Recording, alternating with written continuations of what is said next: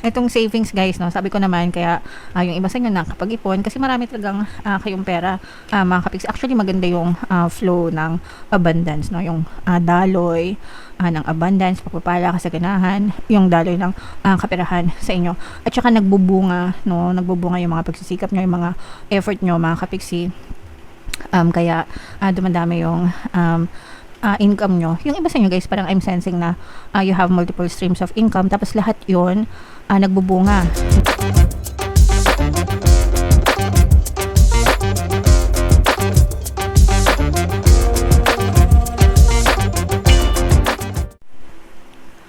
Hello guys, hello Scorpio, welcome back to Pinoy Pixie Tarot.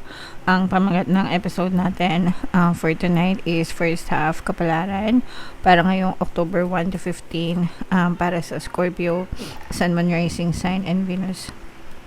So, unahin natin tong deck na to guys. Tingnan natin yung mga mensahe sa inyo or yung mga paparating sa inyo mga kapiksi. Wow, savings guys, no? Ibig sabihin nito guys, marami kayong collection, marami kayong may ipon, mga kapiksi, pagdating sa kaperahan.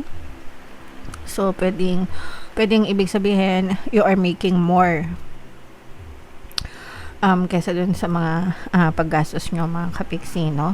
Kumikita kayo ng malaki, ganyan, or nagkakaroon kayo ng extra, kaya nagkakaroon kayo ng savings, mga kapiksi. Ibig sabihin, maganda yung energy nyo pagdating sa pera. And this is non-negotiable para sa akin. Guys, dapat talaga nag-iipon tayo, mga kapiksi, para para sa atin yan eh. So, language of money guys, save me now and I'll save you later. Kapag sinisave natin yung pera natin ngayon, later or sooner or later, tayo naman yung isave ng pera sa panahon ng pangangailangan natin, mga kapiksi. Okay?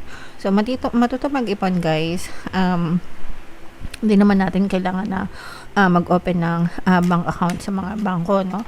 Especially ngayon, parang sa isip ko lang or opinion ka lang, parang nawawalan ng credibility yung mga bangko dahil sa mga corruption na nangyayari, di ba? So, kung ayaw nyo mag-open ng bank account guys, pwede kayong mag-ipon sa sarili nyo, no? Di ba? Sa bahay na lang or kansya, ganyan, or itabi nyo sa safe place, mga kapiksi. Okay? Alright. So, yan yung first message sa inyo. Another message, ito naman, stress, mga kapiksi. So, may mga bagay na nagpapasakit ng ulo ng iba sa inyo. Usually, na-stress tayo kapag nag-iisip tayo ng negative things over and over again. So, iwasan yung pag-iisip ng nega, ng paulit-ulit para hindi kayo ma-stress. Libangin nyo yung sarili nyo, guys. Alright? And, ito naman, guys, nako, ito, usong-uso to, guys, no? Ako, ilang buwan na akong pabalik-balik yung sakit dahil sa panahon, siguro, guys, no? Or pwede rin dahil sa virus or allergy. Pero, mag-ingat na lang tayo, mga kapiksi, kayo din, no? Kahit na nag-vitamins and supplements, di ko alam bakit tinatamaan pa rin tayo ng sakit. But, yeah. Tao tayo, hindi tayo mga robot, guys. Kaya magkakasakit talaga tayo kapag mahina. So, kayo din, mga kapiksi, mag-ingat na lang kayo. Baka may magkasakit. Baka magkasakit kayo or may magkasakit sa pamilya nyo. Lalo na sa stress, guys. Kapag ka-stress kayo, madali kayong tamaan ng sakit, mga kapiksi. Alright? So, comment down below, Scorpio, if naka-resonate kayo dyan. Hanapin natin yung energy ng Scorpio, guys. Habang sinashuffle ko to, panoorin nyo muna yung video natin regarding sa ating paano mag-manifest ng abundance video course. Kapiksi, sawa ka na ba sa mga struggles at hirap sa buhay mo? Masipag ka ba at masikap sa buhay ngunit hindi ka pa rin umaasenso? Ilang beses ka na bang nag-attempt mag-negosyo at mag-invest pero palagi ka pa rin nalulugi? Sa pagkakataon na ito ay maaaring may subconscious beliefs ka na nagiging balakid sa iyong pag-unlad at pagyaman. Introducing, paano mag-manifest ng abundance video course. Dito ay matututunan mong ma-overcome ang mga balakid mo para tuluyan ka ng umunlad, umasenso, sumagana, maging matagumpay, successful at maswerte sa iyong kabuhayan, pera, trabaho, negosyo, salapi at kaperahan ng bonggang-bongga. Dali! Mag-send na ng email sa pinoypixie@gmail.com at simulan na ang iyong pagyaman ngayon. Alright. So, sa lahat ng gusto mag-avail ng course, guys, naka-flash sa screen nyo. Una, meron tayong paano mag-manifest ng abundance video course. Meron din tayong paano mawala ang third party at magkaroon ng harmonious na relationship. And meron din tayong paano pabalikin si ex vice breakup. Sa mga interesado, guys, mag-send lang kayo ng email sa pinoypixie@gmail.com.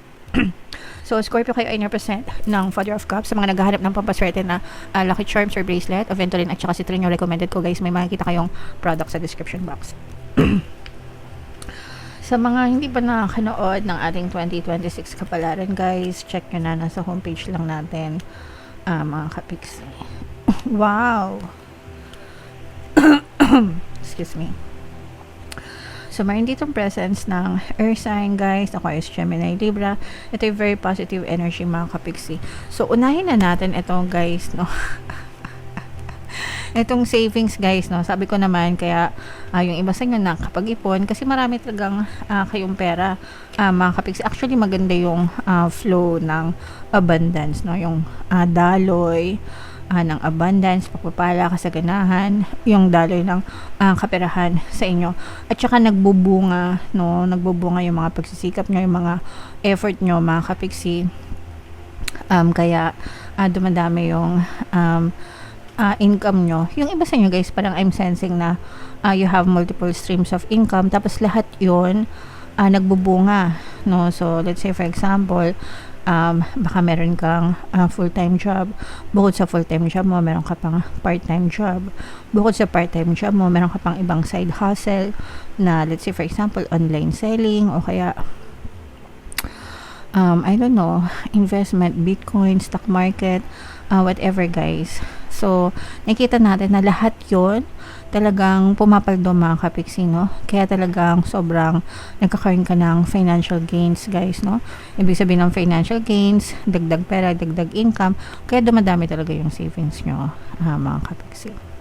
So, i-mind nyo na to, guys, especially sa negosyo, kung kayo ay nagbi-business, mga kapiksi, nakikita natin na talagang umaangat, no? Lumalago yung inyong mga negosyo. Guys, nakikita rin natin dito na unti-unting nakaka-recover yung iba sa inyo. Nagbo-bloom na, guys, yung inyong pamumuhay. Kung kayo ay nagdanas ng kahirapan, mga kapiksi, lahat ng mga effort nyo talagang nagbo-bloom na. Ibig sabihin talagang nagbubunga na, guys, okay? And unti-unti nang umaangat yung inyong antas ng pamumuhay. Nakaka-recover na rin kayo kung kayo ay nanggaling sa mga pagsubok or challenges, mga kapiksi. Yung iba naman sa inyo, guys, parang bago-bago pa lang na magnenegosyo. So, parang naiisipan nyo na magnegosyo, napapamahal kayo sa pagnenegosyo, mga kapiksi, no? Ibig sabihin, parang naiibigan, no? Parang you are falling in love with the idea of opening a business, mga kapiksi.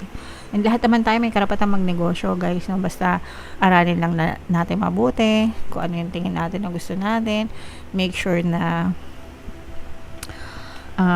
alam niyo yun, make sure na pinagsisikapan natin talaga, guys, okay? So, yan yung mga very positive. Yung iba sa inyo, guys, parang meron kayong malalaman na sikreto din. I'm sensing na parang it's either may ino-obserbahan kayo or may nag-o-observe sa inyo, guys, no?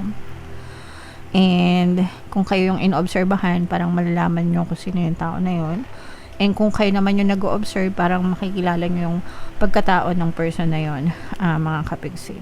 So, parang may nagmamatsyag, guys, okay? So, ito, guys, i-main nyo na yung mga magagandang energy sa kaperahan, no? Yung mga sinabi ko kanina.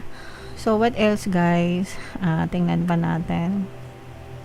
Ito, guys, nararamdaman ko na parang nagkakaroon kayo ng trauma na tumulong sa ibang tao, mga kapiksi. Maaaring meron kayong trust issues, guys, no? Pwedeng nakatulong ka na dati, tapos imbis na pasalamatan ka, baka naabuso ka, no?